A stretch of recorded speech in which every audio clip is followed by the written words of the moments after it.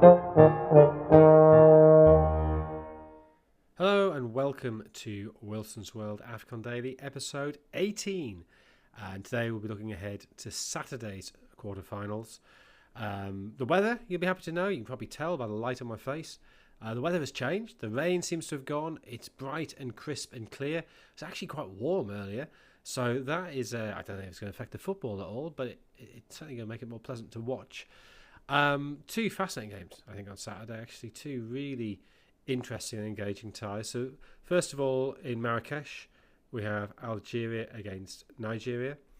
That's a repeat of the 1980 final when Nigeria won their first title, winning that game 3-0, and also a repeat of the 1990 final when Algeria won their first title 1-0 that game. Although they had beaten Nigeria 5-1 in the group stage. It's also a repeat of the semi-final from Egypt, the 2021 tournament, which Algeria won the semi. It was on the day that England won the Cricket World Cup, was my big memory of that game. And Algeria went on to win the final as well. So it feels like a proper high-end clash, and it is a proper high-end clash. I think quite hard to predict as well. Nigeria looked very good going forward. I think they've probably been the best attacking side in the tournament. They're top scorers with 12 goals. Algeria actually joint second top scorers with 8 along with Ivory Coast. But that 4-0 win for Nigeria over Mozambique in the last 16, it didn't really tell us anything. We knew that Alex Iwobi, if you give him time and space, is very good at dictating the pace of the game. We knew that Ademola Lookman is an extremely gifted, extremely bright footballer. He scored one, set up the other 3 in that game. We know that Victor Osimhen is a very good forward. He scored twice in that game, both of them set up by Lookman. There's been a lot of talk in the Nigerian press, understandably so, about the spat that the two of them had on pitch. But it's they're working together on field, so I don't think that's anything too much to worry about. And a player I have to say I didn't know a huge amount about, Akor Adams, impressed me in that game. That his physicality, I think, is a really useful foil for Osimhen. It takes some of the pressure, some of the burden off him. Thinking back 2 years to Ivory Coast, where Osimhen seemed to get an absolute battering every game. Well, Adams is there to spare him that. But playing the two forwards does perhaps leave him short in midfield.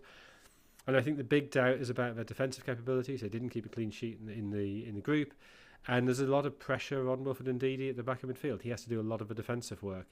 And that is something that I think Vladimir Petkovic, the Bosnian former Switzerland manager, the Algeria manager now, it's something that I'm sure he'll be looking to exploit. The game against Tunisia in the group stage was the only time Nigeria have really been tested. They raced into a 3-0 lead in that game and then conceded 2 late on and looked really shaky. So I think there probably are lessons there. Algeria look incredibly well balanced. It's sort of a 4-2-3-1. Occasionally it looks more like a 4-4-2. They've chopped and changed their central forwards quite a lot. But what hasn't changed is that Riyad Mahrez always plays on the right. Now, he's obviously starting to get a bit old. He's still a lovely player, still got great feet, great creativity. But what I think we saw against DR Congo, who were a good side in the last 16, Algeria winning that 1-0 with that very late winner in extra time from Adil Boulbina, that the sort of slow creativity of Mahrez on the right is offset by the pace they have on the left, with Faraz Chaibi and Ryan Nouri. And then Bulbina came on that side and got his goal. So I think Petkovic has worked out a way to make that work.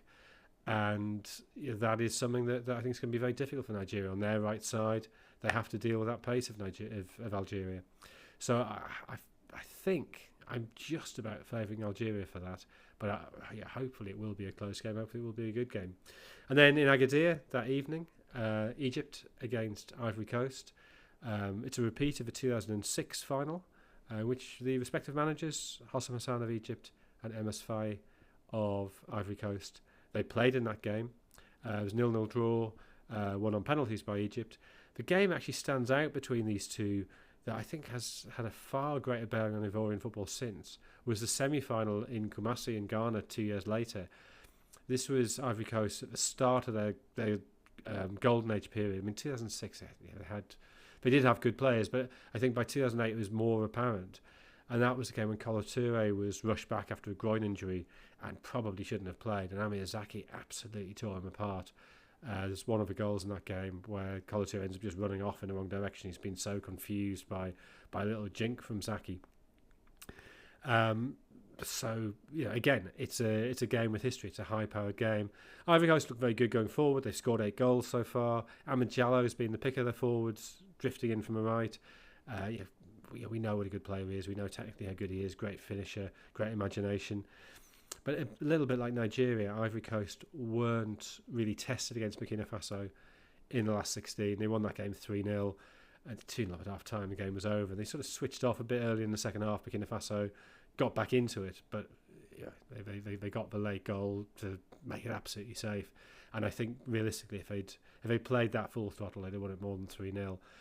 I think a more useful guide to how good they are was how well they played in the group games against Cameroon, which they drew, and the wins over Mozambique and Gabon. Gabon, they went 2-0 down. They a second string side, but particularly that Mozambique game and the Cameroon game, I think we saw their quality.